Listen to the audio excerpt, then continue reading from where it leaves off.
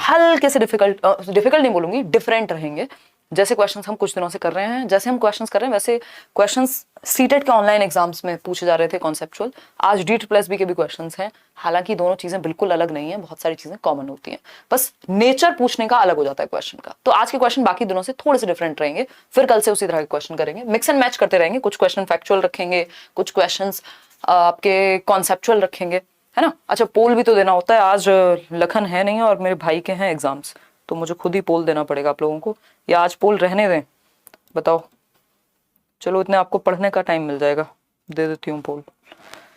हाँ, तो क्वेश्चन है आपका, which amongst the following is not a socio cultural factor affecting learning process, यानी निम्नलिखित में से कौन सा सामाजिक सांस्कृतिक कारक सीखने की प्रक्रिया को प्रभावित नहीं करता।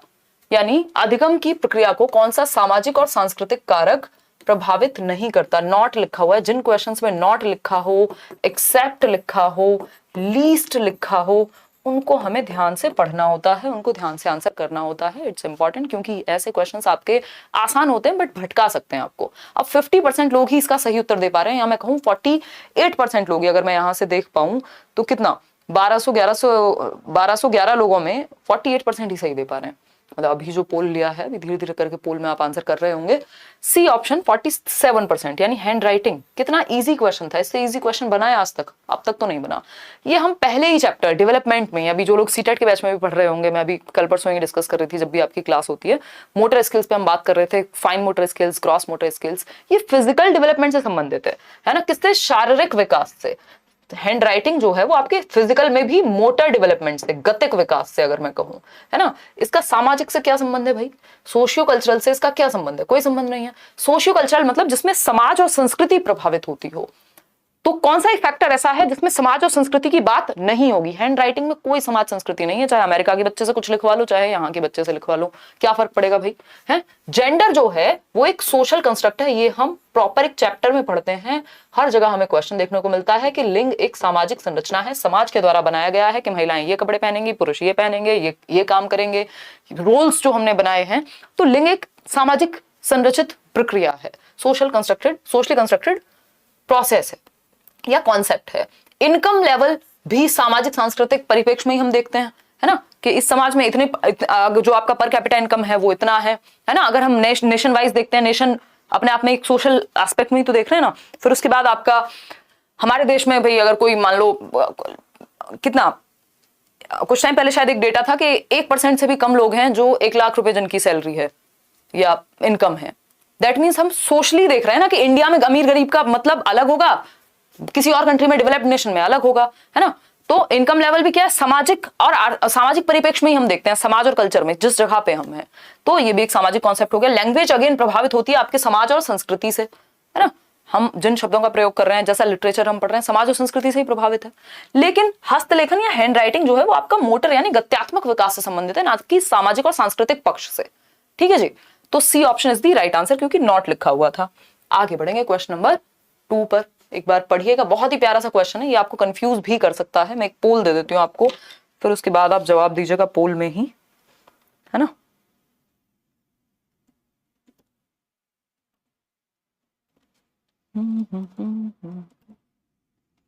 अच्छा, एक और चीज, एक और अनाउंसमेंट करनी थी, या मैं आपको टेलीग्राम पे शेयर कर दूंगी।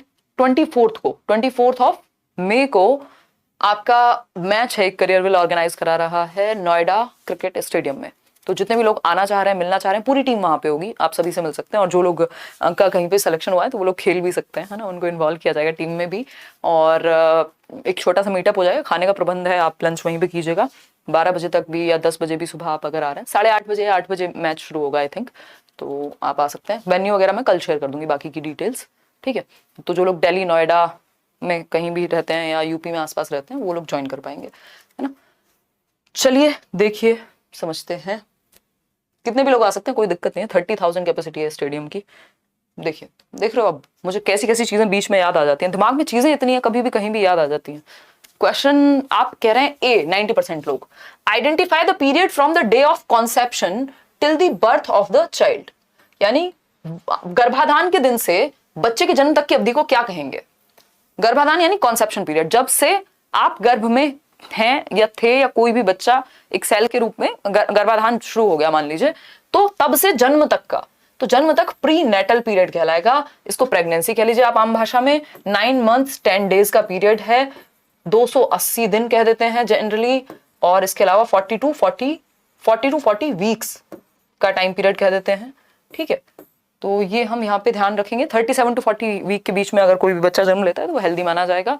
ठीक है, तो ये प्री नेटल यानी प्रसव पूर्ण अवस्था, यानी जन्म से पहले की अवस्था है कि कॉन्सेप्शन से, गर्भाधान के समय से जन्म तक, तो इसको कॉन्सेप्शन पीरियड कहते हैं। प्रेगनेंसी पीरियड कह लीजिए आप, प्री नेटल पीरियड कहेंगे टेक्निकली।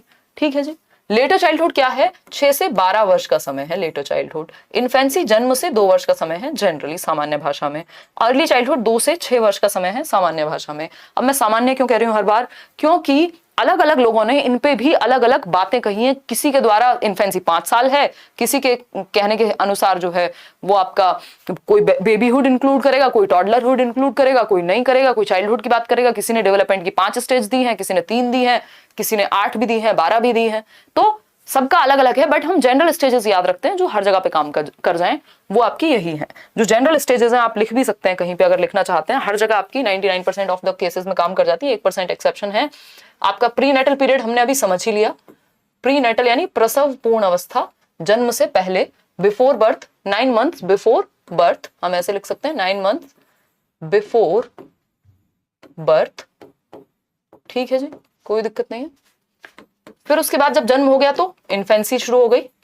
इन्फेंसी शैशवावस्था कहते हैं इसको। जन्म से 2 साल कह लीजिए, 0 to 2 years, क्योंकि साल में काउंट कर रहे हैं ईयर्स में इसलिए 0 लिख रहे हैं, 0 to 2 कह रहे हैं, नहीं तो बर्थ टू 2 भी कह सकते हैं। फिर आता है चाइल्डहुड। अब इस चाइल्डहुड में भी हमने अर्ली और लेटर चाइल्डहुड बांटे हुए हैं, यानी उत्तर और पूर्व बाल्यावस्था, अर्ली चाइल्डहुड और लेटर चाइल्डहुड।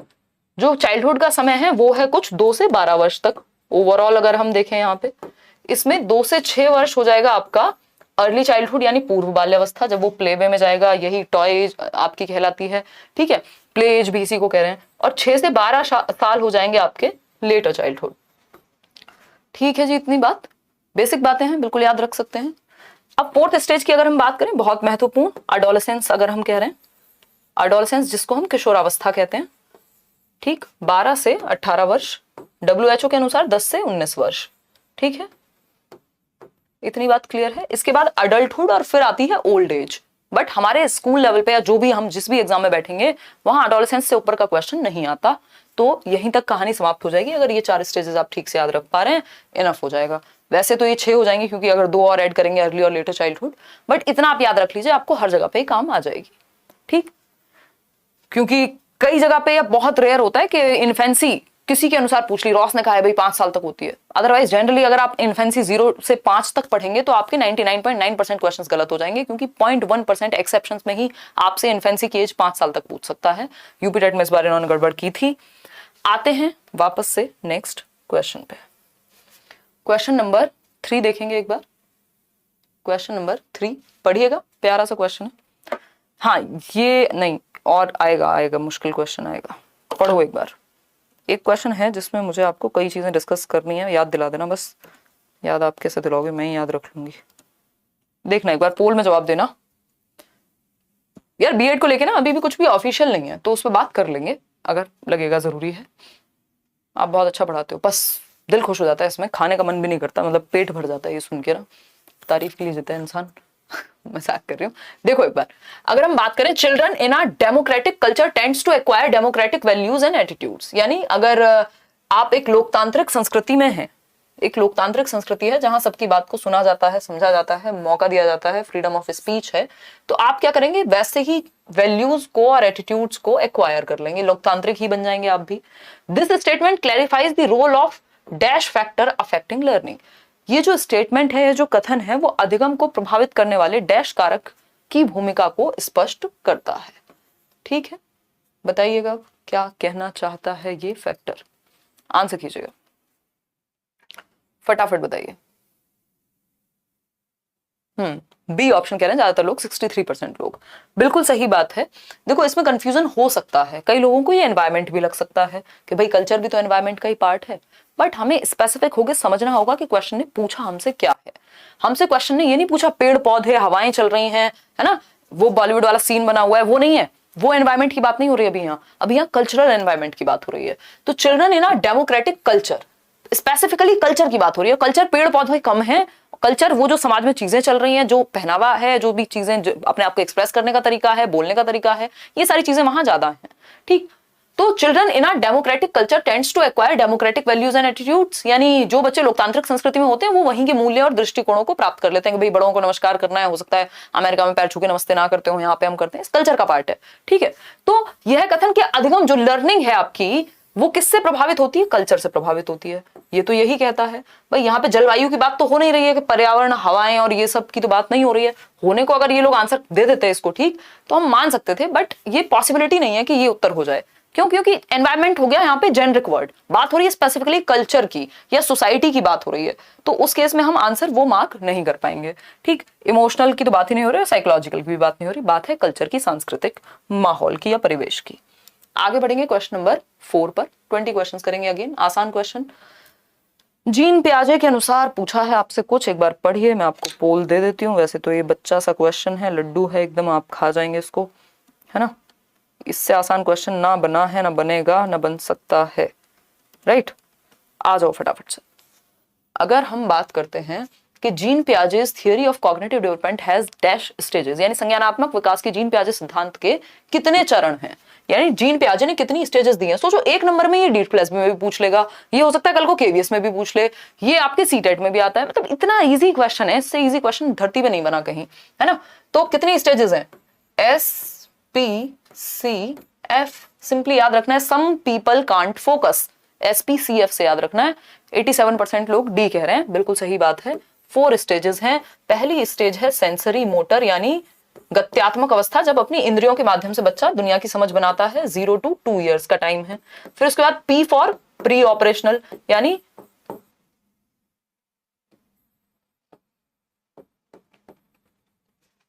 पूर्व संक्रियात्मक अवस्था, कितना, 2 से 7 वर्ष।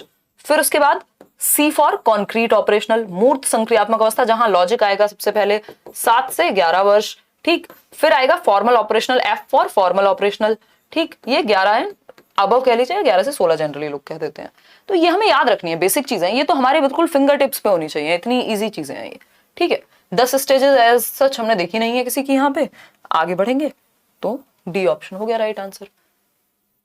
इन्होंने, इनकी थियरी का नाम है कॉग्निटिव डेवलपमेंट, यानी संज्ञानात्मक विकास, यानी मेंटल स्किल्स, इंटेलेक्चुअल डेवलपमेंट, हमारी बौद्धिक क्षमताओं का विकास। ठीक है, नेक्स्ट क्वेश्चन आपके सामने है, आप बिना पोल के ही जवाब दे दीजिए, नहीं तो पोल में लग जाएगा समय, क्योंकि छोटा सा क्वेश्चन है। The affective domain includes the manner in which we deal the dash things, यानी भावनात्मक डोमेन या अफेक्टिव डोमेन जो है वो अपने अंदर इंक्लूड करता है, शामिल करता है किस तरह की चीजों से जिनसे हम निपटते हैं या डील करते हैं, एनालिटिकल, साइकोलॉजिकली, स्पिरिचुअली या इमोशनली। अफेक्टिव डोमेन हम सबको पता है ना, इमोशनली या इमोशनल एस्पेक्ट से जुड़ा हुआ है अफेक्टिव डोमेन, भावनात्मक पक्ष से जुड़ा हुआ है कौन, अफेक्टिव डोमेन। हिंदी में तो भावनात्मक ही कहते हैं। किसकी बात हो रही है, BS ब्लूम की बात हो रही है, बेंजामिन सैमुअल ब्लूम की बात हो रही है। ब्लूम्स टैक्सोनॉमी हम सब ने पढ़ी है, एक पार्ट मैंने बनाया भी हुआ है, बाकी के दोनों पार्ट भी किसी दिन में कराऊंगी, यूट्यूब पे ही करा दूंगी, ये भी कहीं नोट करना पड़ेगा। 1 मिनट रुको, चलते हैं आगे बढ़ते हैं। 1 मिनट रुकना बस, ठीक है। जो वीडियोस अभी नहीं आ रहे हैं डोंट वरी, सब आएंगे एक साथ। आते हैं आगे बढ़ते हैं, सब फोन में नोट किए जा रहे हैं आजकल। क्वेश्चन नंबर 6 देखिएगा, क्वेश्चन नंबर 6 पढ़िएगा एक बार। इससे पहले हमें अफेक्टिव डोमेन पे बात करना जरूरी है। ठीक भाई, अगर हम BS ब्लूम की बात करें, मैंने आपको एक चीज बताई थी, CAP कैप, सर पे लगाने वाली कैप, टोपी।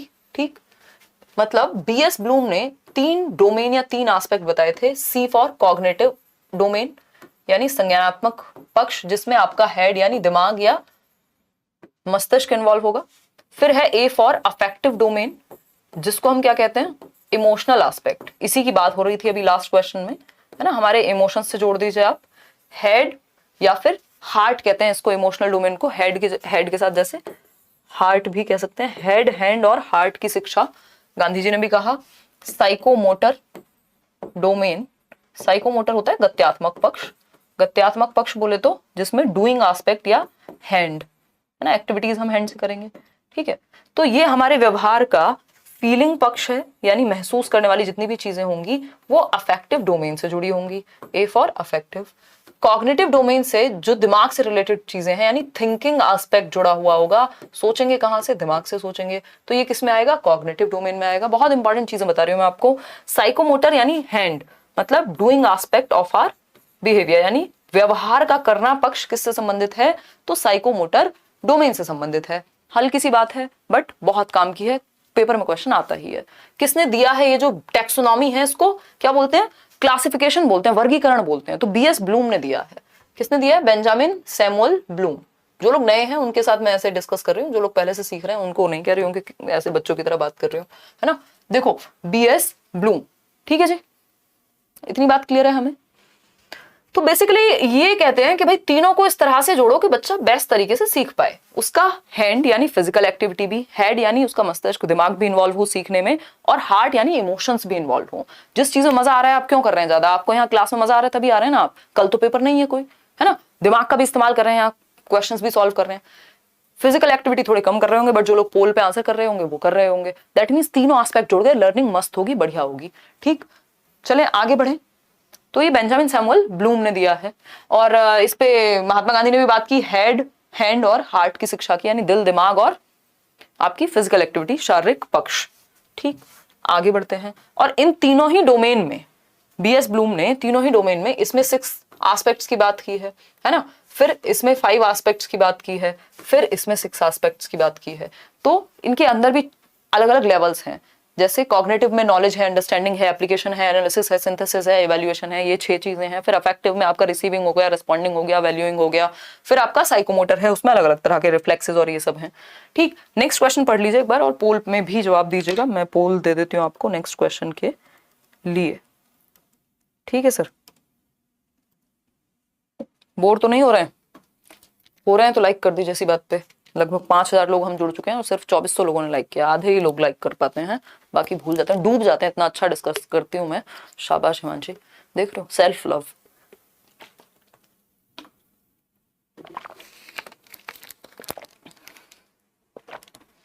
ओके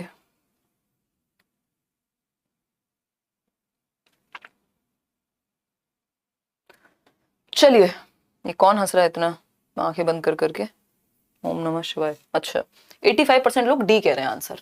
चलिए देखते हैं कैसे सही है कैसे गलत है। द कॉग्निटिव डोमेन यानी संज्ञानात्मक पक्ष, जो अभी हमने कहानी पे बात की थी, यानी हेड यानी दिमाग से संबंधित जो पक्ष है बीएस ब्लूम की टैक्सोनॉमी में, संज्ञानात्मक क्षेत्र में डैश और डैश कौशल का विकास होता है। सिंगिंग संज्ञानात्मक में, ये तो मोटर से रिलेटेड हो जाएगा कुछ हद तक, चलो मान लेते हैं, बट डांस तो नहीं हो सकता, बिल्कुल भी नहीं हो सकता। चलो लैंग्वेज आपने जोड़ दी तो आपने कह दिया चलो सिंगिंग होगा। थियरी और ड्राइंग, थियरी और ड्राइंग क्या कहते हो, होना चाहिए? मोटर एस्पेक्ट से ज्यादा संबंधित हो गया, ये भी फाइन मोटर स्किल से संबंधित हो गया। ड्राइंग जो है आपका नॉलेज, चलो ठीक है, बिल्कुल दिमाग से जुड़ा हुआ है। राइटिंग, साइकोमोटर जो मोटर एस्पेक्ट है आपका वो ज्यादा राइटिंग से जुड़ा हुआ होगा, ठीक। तो नॉलेज बिल्कुल ठीक है बात। और इंटेलेक्चुअल पक्ष यानी बौद्धिक पक्ष, तो ज्ञान और मेंटल स्किल्स जितनी भी हैं, चाहे वो सोचना यानी थिंकिंग हो, इमेजिनेशन हो, प्रॉब्लम सॉल्विंग हो, इस तरह की जितनी भी चीजें हैं, इसमें वैसे knowledge, understanding, application, analysis, synthesis और इवैल्यूएशन, ये सारी चीजें थी। तो कॉग्निटिव डोमेन में अपने अंदर क्या इंक्लूड करता है? नॉलेज, यानी आप नॉलेज कैसे बिल्ड करेंगे, बनाएंगे कैसे, दिमाग से करेंगे यहाँ पे, तो नॉलेज का एस्पेक्ट है। And the development of intellectual skills, यानी दिमाग से संबंधित बौद्धिक जो कौशल हैं वो विकसित होंगे। बौद्धिक कौशल कौन से होते हैं? सोचना, समझना, तर्क करना, कल्पना करना, imagination, thinking, memory, perception, reasoning, ये सारी चीजें, ठीक। तो डी ऑप्शन एकमात्र सही उत्तर है। अगर आप लोग दे रहे हैं तो सही दे रहे हैं आप उत्तर, बढ़िया दे रहे हैं। चलिए आगे बढ़ते हैं इसी बात पे, क्वेश्चन नंबर 7 करते हैं। देखेंगे एक बार क्वेश्चन नंबर 7 को, पोल में जवाब दीजिएगा। बहुत ही प्यारा क्वेश्चन है, इसमें आप लोग हो सकते हैं कंफ्यूज। मैं इस पे आपको कुछ चीजें डिस्कस भी करूंगी। यही क्वेश्चन था जिसके बारे में आई वाज टॉकिंग अबाउट। मेरी जब इस पे नजर पड़ी पीपीटी में तो मैंने देखा कि यार इस पे तो डिस्कशन की जरूरत है, क्योंकि ये कंफ्यूज आपको कर सकता है। आजकल स्टेजेस वाले क्वेश्चन सबसे ज्यादा कंफ्यूज करते हैं लोगों को। ठीक है, क्लीन नहीं दिखाई पड़ रहा, आप अपने सेटिंग सेक्शन में जाइए और वहां से 1080p या 720p हाईएस्ट क्वालिटी चूज कीजिए।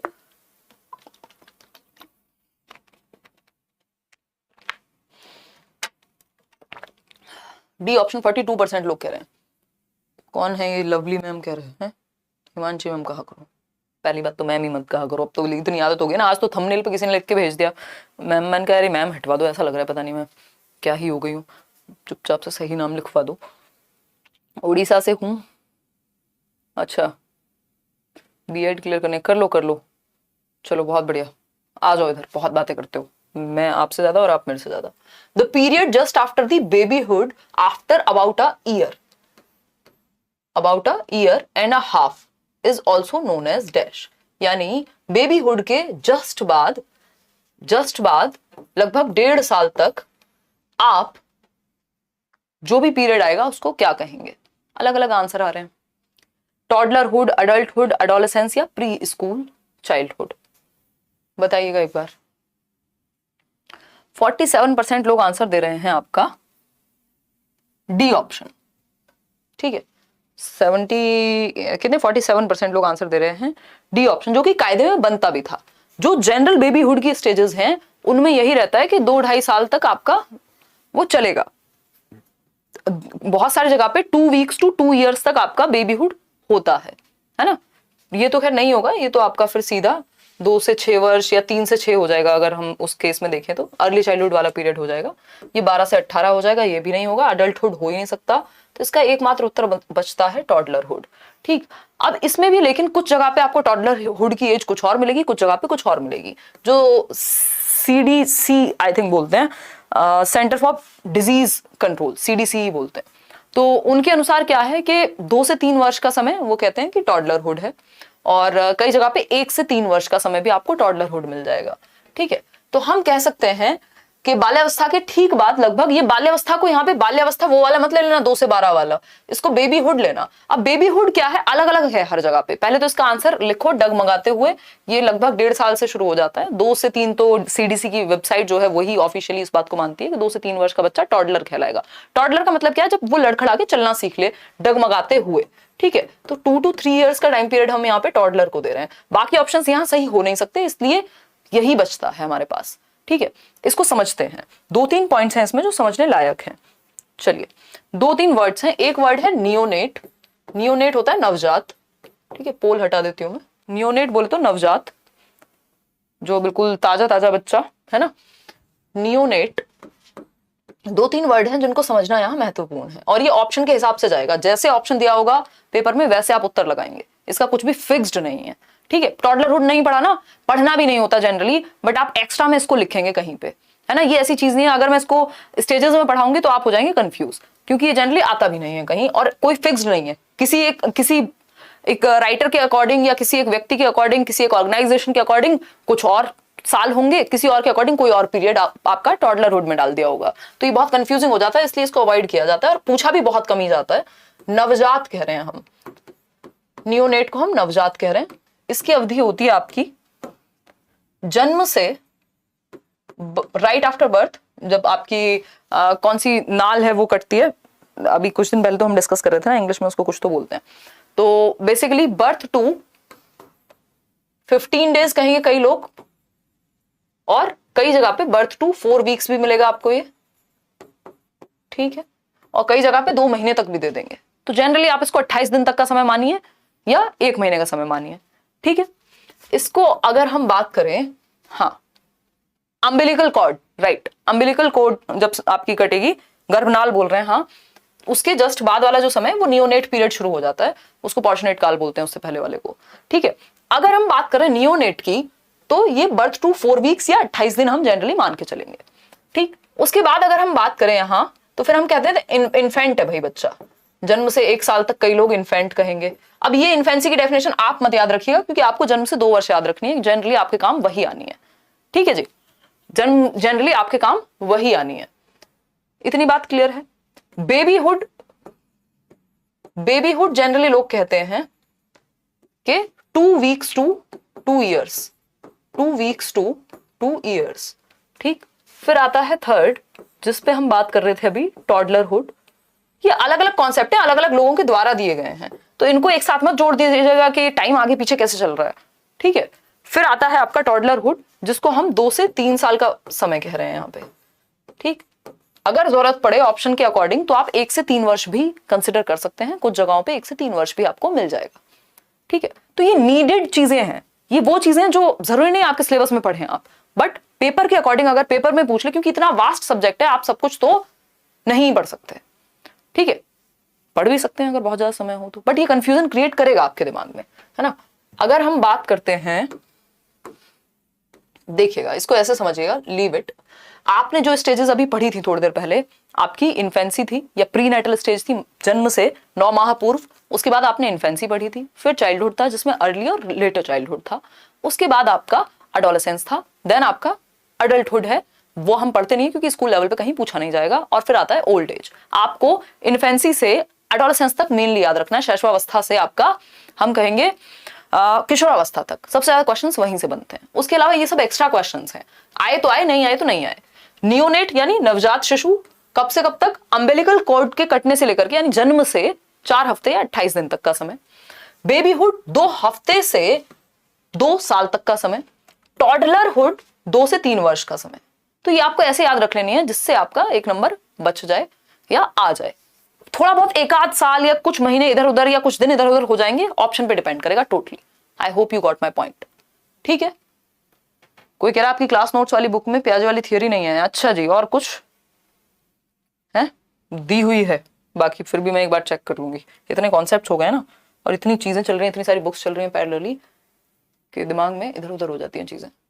देखिए क्वेश्चन नंबर 8 देखिएगा, अपडेट करा देंगे नहीं होगी तो, उसका वैसे भी हिंदी वर्जन आएगा। The psychomotor domain, question number 8 पढ़िएगा, क्वेश्चन नंबर 8 पढ़िएगा। मैं पोल भी दे देती हूँ आपको, आसान क्वेश्चन है वैसे।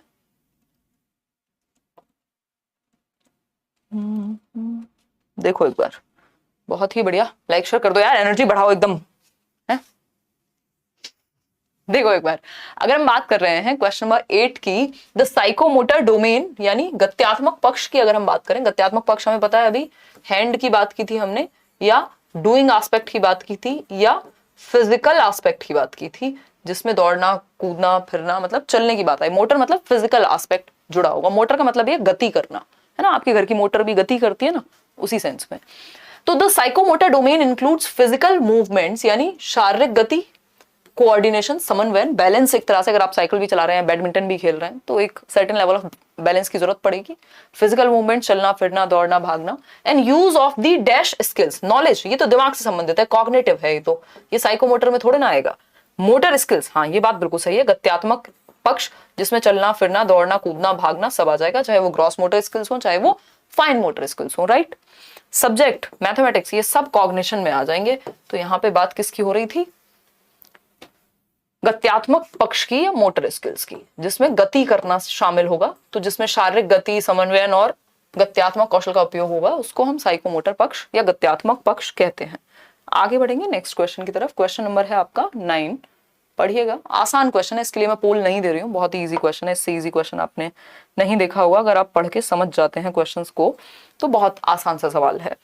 बच्ची है कीड़ा या कीड़ा या what ever the name is, हो सकता है मिसप्रिंट हो गया हो, पेपर में इसी तरह से गिवन है D+P के, है ना। कीड़ा है किड़ा है जो भी है, at this stage understand that if you break a candy, एक कैंडी है, वो कैंडी नहीं आती खाने वाली, चॉकलेट मान लीजिए आप, इनटू स्मॉलर पीसेस, उसके छोटे छोटे पीसेस कर दिए।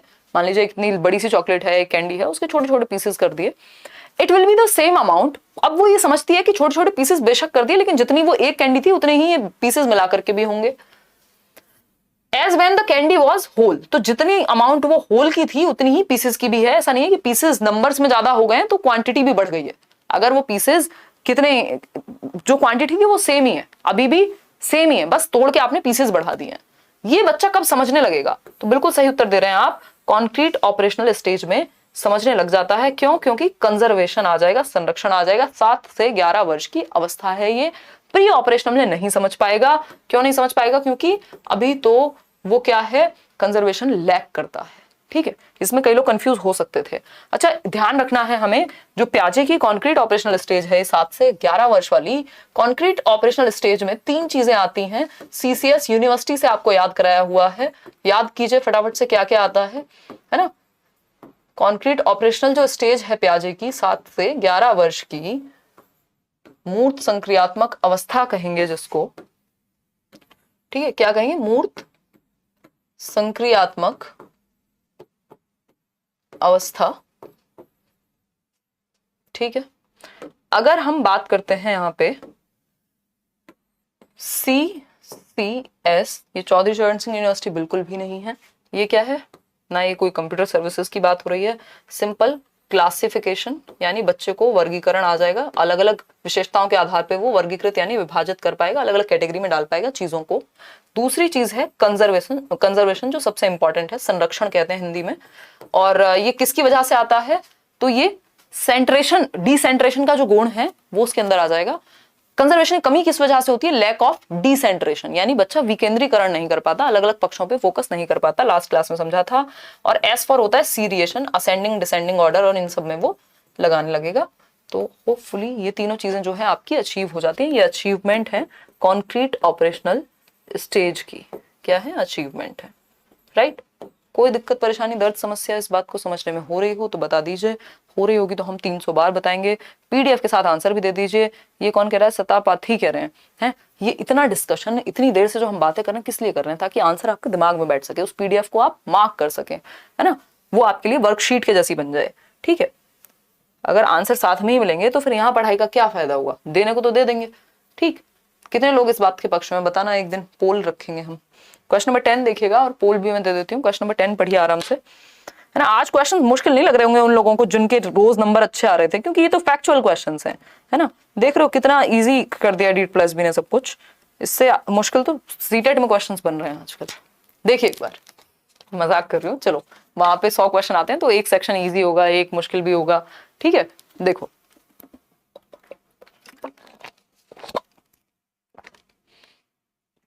आपकी राइटिंग, क्या आपकी राइटिंग पहले से काफी अच्छी हो गई। कुमारी सौरभ कह रहे हैं, देख रहे हो सौरभ, देख रहे हो, इसे प्रोग्रेस कहते हैं।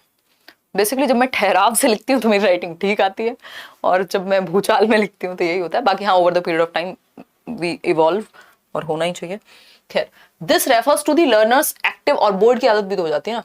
This refers to the learner's active attention to the stimuli and his or her motivation to learn, यानी कि इसका अर्थ है कि शिक्षार्थियों का उद्दीपनों पर सक्रिय रूप से ध्यान देना और सीखने के लिए उसकी प्रेरणा। यानी जो स्टिमुलस है कोई भी एनवायरनमेंट में, स्टिमुलस हो सकता है कोई गाना बजा और आपने डांस करना शुरू कर दिया, ये क्या हुआ, एक स्टिमुलस था, एक उद्दीपक था जो आपके दिमाग तक गया और आपने रिस्पॉन्ड किया, डांस करना शुरू कर दिया मजे में, ठीक है। क्लियर है बात।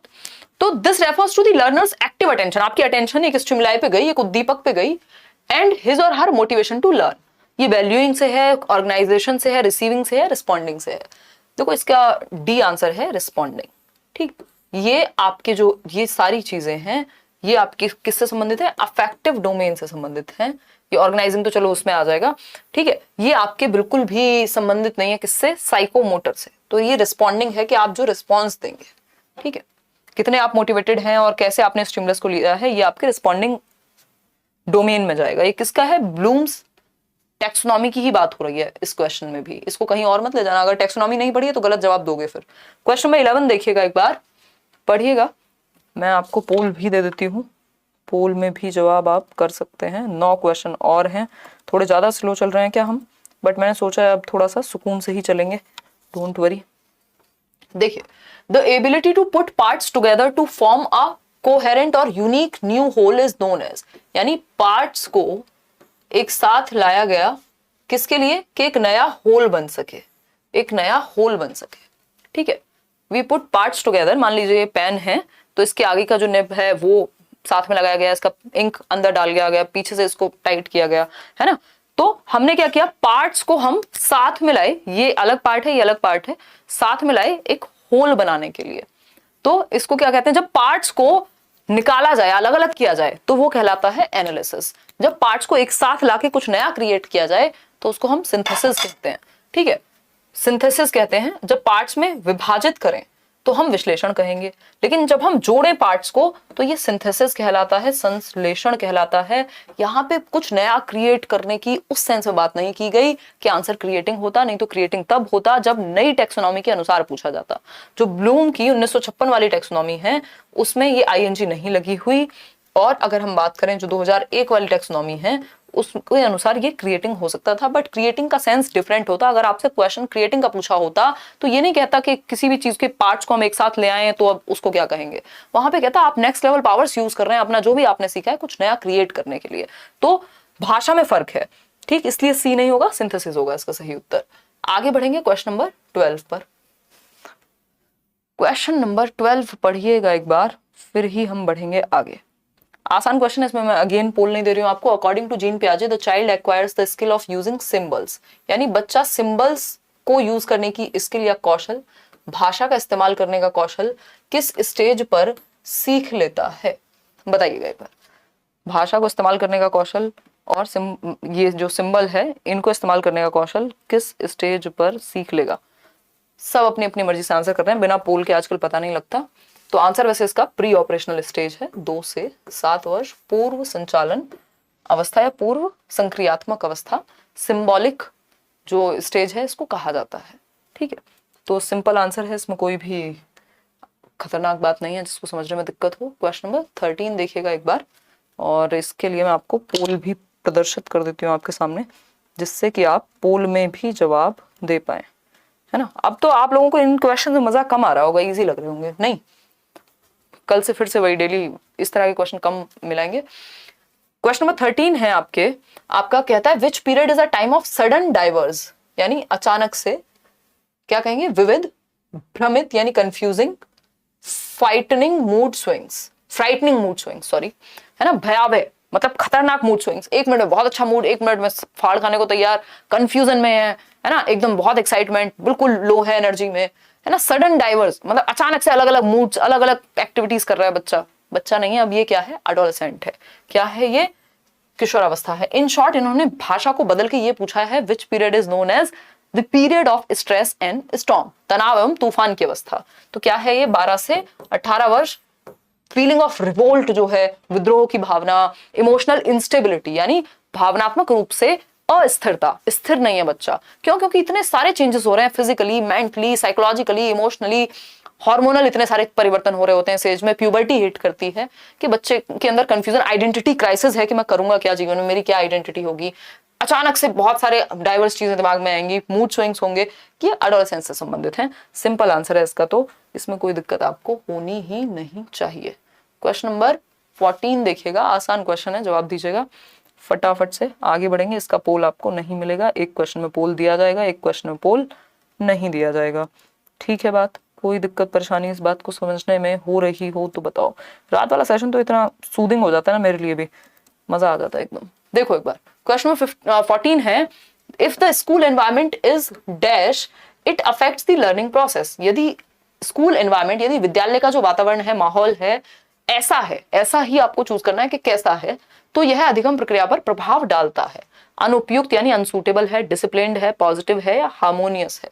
अब यहाँ पे आपको खुद से समझना होगा कि पॉजिटिवली अफेक्ट करने की बात कर रहे हैं या नेगेटिव। तो अगर ऐसी सिचुएशन बने तो आप इस अफेक्ट को क्या समझेंगे कि भाई नेगेटिवली ही अफेक्ट करने की बात कर रहा होगा। अगर इफेक्ट होता तो हम पॉजिटिव मान लेते। दूसरा एक साइन क्या है इसमें आंसर चूज करने का, ये तीनों ही पॉजिटिव हैं। दैट मीन्स कोई एक चीज है जो अलग सी यहाँ पे प्रदर्शित हो रही है, वो है अनसूटेबल एनवायरमेंट। यदि है तो बच्चों का जो अधिगम है, अधिगम प्रक्रिया पर प्रभाव पड़ता है, दैट मीन्स नेगेटिव प्रभाव पड़ता है, ठीक है। अगर पॉजिटिव होता तो यहाँ पे पहले से ही कुछ और शब्द होते, क्योंकि पॉजिटिव में तो फिर डिसिप्लिन्ड है तब भी अच्छा है, पॉजिटिव है, हार्मोनियस है, एक ही बात है। तो सिर्फ ए ऑप्शन ही आपका सही उत्तर बचेगा। आगे बढ़ेंगे नेक्स्ट क्वेश्चन पे। तो अनसूटेबल है यानी अनुपयुक्त है, बच्चों को डांटना, मारना, पीटना, इस तरह का माहौल है, अनहेल्दी है, तो बच्चे की लर्निंग पर प्रभाव पड़ेगा, वो ठीक से नहीं सीख पाएगा। क्वेश्चन नंबर 15 देखिए, in which domain the hierarchy ranges from reflexes and basic movement to non discursive communication and meaningfully expressive activity. बहुत ही अच्छा क्वेश्चन है, इसका जवाब देखते हैं कितने लोग दे पाते हैं। क्वेश्चन है किस डोमेन में पदानुक्रम, रिफ्लेक्सेस और बुनियादी आंदोलन, ये हिंदी इसकी थोड़ी सी टेढ़ी मेढ़ी होगी क्योंकि आपके पेपर में भी ट्रांसलेटेड ही आती है ना। अर्जुन वर्मा कुछ पूछ नहीं रहे हैं, सिर्फ सुपर चैट करेंगे, 100 रुपया ऐसे ही उड़ा देंगे हैं, पूछेंगे नहीं कुछ, या खुशी में दे रहे हैं, अच्छा धन्यवाद। चलिए अब क्या कहें आपको, आगे बताइए। ये फीचर ही हमने इसलिए ऑन छोड़ा हुआ है, अदरवाइज तो मेंबरशिप वगैरह कुछ भी अलाउड नहीं है चैनल पे, ताकि आप क्वेश्चन पूछ सकें। अगर बहुत सारे लोग हैं, 5,5140 लोगों में कैसे पूछोगे क्वेश्चन? अगर किसी का सीरियस क्वेश्चन है तो सुपर चैट करके पूछेगा। देखो एक बार, अगर हम बात करें in which domain the hierarchy ranges from reflexes. Reflexes होते हैं अनैच्छिक क्रियाएं जिन पे आपका कंट्रोल नहीं होता है ना, आपकी हार्ट बीट, आपकी जो पलके हैं उनका झपकना। इसके अलावा अगर हम बात करें, जब बचपन में तो बहुत सारी चीजों पे कंट्रोल नहीं होता है ना, बच्चे एक रूटिंग रिफ्लेक्स होता है, आप बच्चे के हाथ में कुछ भी रखेंगे वो ऐसे पकड़ लेगा, उसको ऐसे टच करेंगे वो ऐसे ऐसे करेगा। एक आपका दूसरा रिफ्लेक्स होता है, पैर में अगर आप टच करेंगे तो वो अचानक से ऐसे करेगा। यानी अनैच्छिक क्रियाएं बहुत सारी होती हैं, बाद में कम बच जाती हैं। बेसिक मूवमेंट, चलना फिरना दौड़ना। Two non discursive, non discursive होता है, अब आप स्माइल करेंगे तो भी आपके एक्सप्रेशन से पता लग जाएगा कि आप क्या कहना चाहते हैं। आप सार्केस्टिकली स्माइल कर रहे हैं या फिर आप सच में खुश हैं, है ना। या कोई जो डांसर है, अब उसके फेशियल एक्सप्रेशन से आपको पता लग जाएगा कि वो कन्वे क्या करना चाह रहे हैं। तो यहाँ पे 3 चीजें हैं, एक है रिफ्लेक्सेस यानी अनैच्छिक क्रियाएं जब आपके कंट्रोल में ही नहीं है चीजें, ठीक है। फिर दूसरा है आपका बेसिक मूवमेंट्स, जब आपके कुछ हद तक कंट्रोल में आ जाती हैं चीजें, जैसे चलना फिरना और ये सारी चीजें। तीसरा है हाईएस्ट लेवल, जिसको हम कह रहे हैं डिस्कर्सिव। हालांकि इसके बीच में और भी लेवल्स आते हैं, अभी मैं आपको बताऊंगी भी।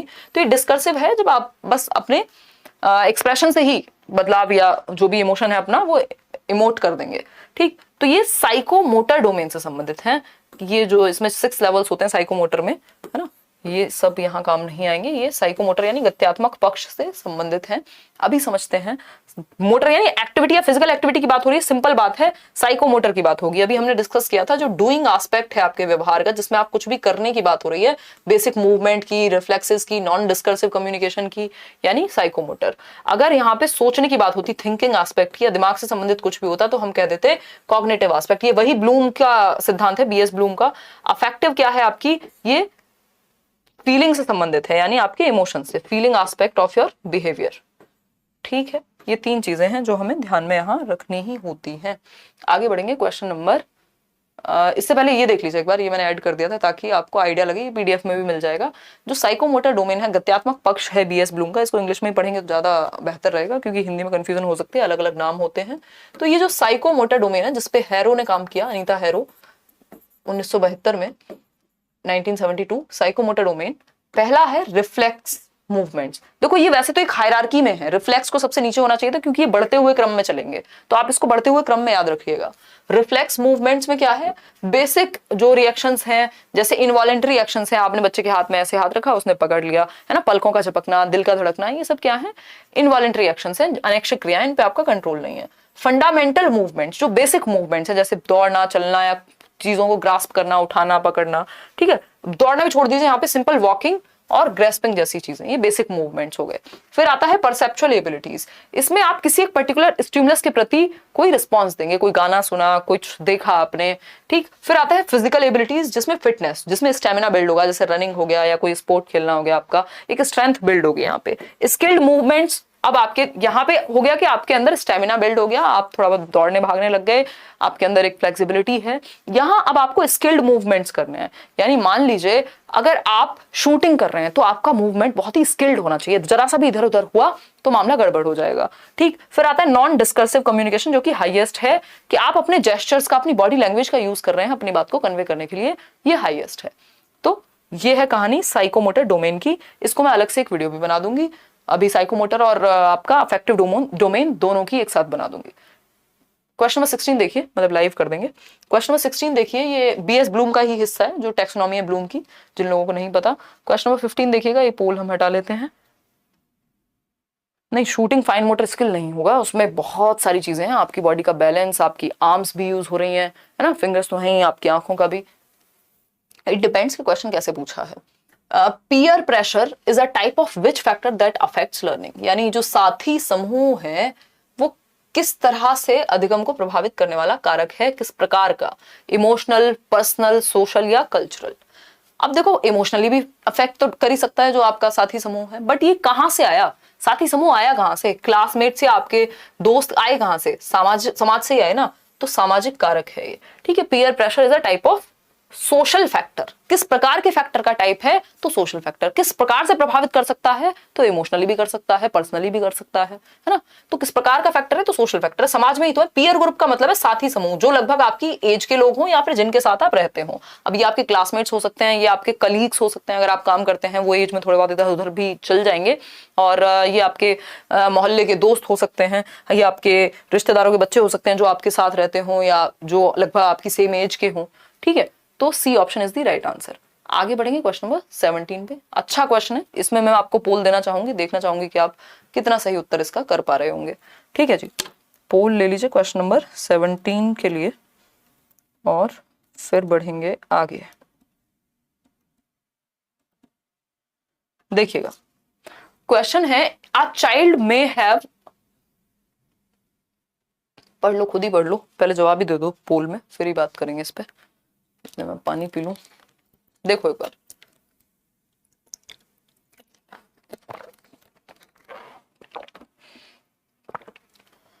क्वेश्चन है a child may have a schema about a type of animal. एक बच्चे के पास एक प्रकार के जानवर का एनिमल हो सकता है, उल्टा बोल दिया मैंने, एक प्रकार के जानवर का स्कीमा हो सकता है, जैसे कि डॉग। मान लीजिए बच्चे के दिमाग में एक स्कीमा, एक प्रीवियस नॉलेज, एक तरह से एग्जिस्टिंग नॉलेज है, एग्जिस्टिंग पिक्चर है किसकी, डॉग की। उसको पता है कि कुत्ता कैसा दिखता है, क्या होता है। ठीक, suddenly the child went awestruck when he encounters a new big and different breed of dog. मान लीजिए कुत्ते को पता था कि एक पमेलियन नाम की एक ब्रीड होती है, उसने वही देखा था, छोटा सा क्यूट सा सफेद बालों वाला।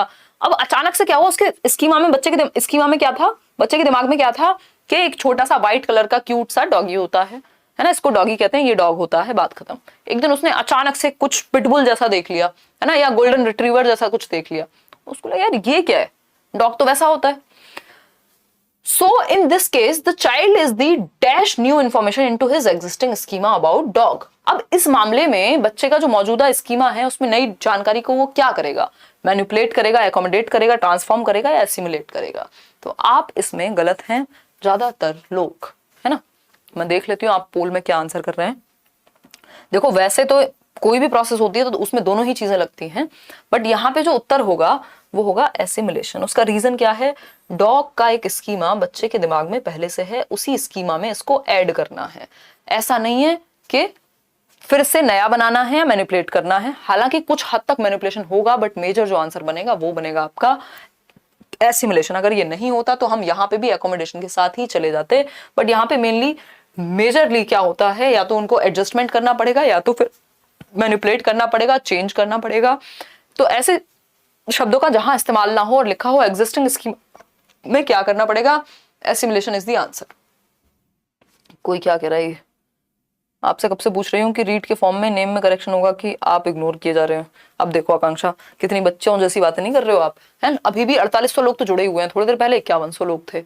अब आप ये सोचो 4800 लोग कहीं खड़े हुए हों और एक साथ टाइप कर रहे हों और एक इंसान डिस्कस भी कर ले, कमेंट्स भी पढ़ ले सारे, कैसे पॉसिबल है। आपको क्यों लगता है ऐसा, आपको इग्नोर करके मैं कहाँ जाऊंगी, क्या जरूरत है ये क्लासेस चलाने की, अगर इग्नोर ही करना होगा तो, है। मैं तो एक एक इंसान से मिलना चाहती हूँ, क्या करें। मेरा दिल दुखता है ऐसी बातें आप करते हो। अभी भी ये समझ में आता था कि जब भाई अगर लोग ही चैनल पे 4000 होते तो चलो 200 लोग आके कमेंट कर रहे हैं। देखो ये ना एडिंग न्यू इन्फॉर्मेशन, इसको इसलिए कह सकते हैं कि आपने उसी स्कीमा में ऐड कर लिया। ये टोटली इनके ऊपर डिपेंड करता है कि इन्होंने आंसर इसको माना। अदरवाइज तो यहाँ पे एकोमोडेशन भी है एक तरह का। एक्चुअली जब होता क्या है, जो एडजस्टमेंट की प्रोसेस है ना यहाँ पे, उसमें ऑलरेडी एडजस्टमेंट बोल रही हूँ, आपकी कौन सी प्रोसेस में आते हैं ये दोनों, याद दिलाओ जरा, अडेप्टिंग की। तो अडेप्टेशन की प्रोसेस में एसिमुलेशन और एकोमोडेशन, एवरी टाइम कुछ हद तक एसिमुलेशन भी होता है और एकोमोडेशन भी होता है। ये बात हम कभी डिस्कस नहीं करते थियरी में, क्योंकि उससे कंफ्यूजन क्रिएट होती है ना। भाई अगर आप ऐड भी करोगे तब भी तो कुछ हद तक चेंज हुआ ही होगा ना, और जब आप चेंज कर रहे हो तब भी कुछ हद तक ऐड हुआ ही होगा कुछ। ठीक, तो खैर यहाँ पे सिंपल बात ये है कि जो डिफरेंट ब्रीड है उसको सिंपली ऐड कर लेना है। ऐसा नहीं है कि उसको डॉग का स्कीमा ही चेंज कर देगा, हालांकि वो चेंज होगा ही। ठीक है, तो ये दोनों अडेप्टेशन में आते हैं। डी आंसर जो है, डी ऑप्शन जो है इसका सही उत्तर है। क्वेश्चन नंबर 18 देखते हैं एक बार। क्वेश्चन नंबर 18, नेम का करेक्शन देखो, वो तो इनका करेक्शन की डेट्स होती हैं, अगर डेट्स निकल चुकी हैं करेक्शन की तो फिर तो पॉसिबिलिटी नहीं होगी कि चेंज हो पाए। आपका क्वेश्चन मैं भूल गई। Object permanence is a major characteristic of which stage of child development. Object permanence को हम हिंदी में कहते हैं वस्तु स्थायित्व जो है वो किस अवस्था की विशेषता है।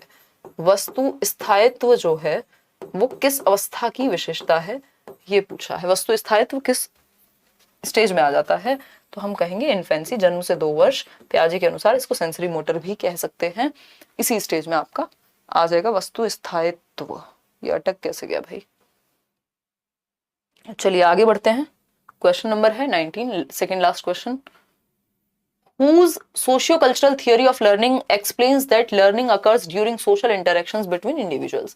यानी किसकी सामाजिक सांस्कृतिक थियोरी है, सिद्धांत है, जो कहता है कि जो अधिगम है वो समाज और संस्कृति के बीच में, यानी लोगों के बीच में जब इंटरेक्शन होता है, एक दूसरे से बात करते हैं, डिस्कस करते हैं, तब सीखते हैं। तो ये वाइगॉस्की कहेंगे सिंपली। ये वाइगॉस्की की थियोरी है, socio cultural approach of development. आगे बढ़ेंगे, क्वेश्चन नंबर 20 देख लीजिए, लास्ट क्वेश्चन है आज के लिए।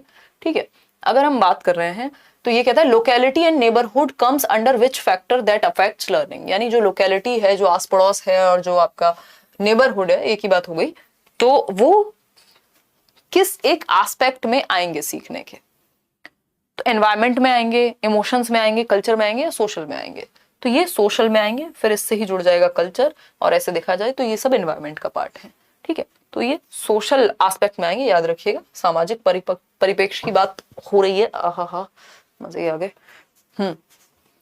देखो एक बार, ये पोडियम से हाथ तोड़वा लिया मैंने, देखो। ठीक, तो ये सोशल एस्पेक्ट की बात हो रही है, समाज में आएंगे। बाकी इतनी बात क्लियर है।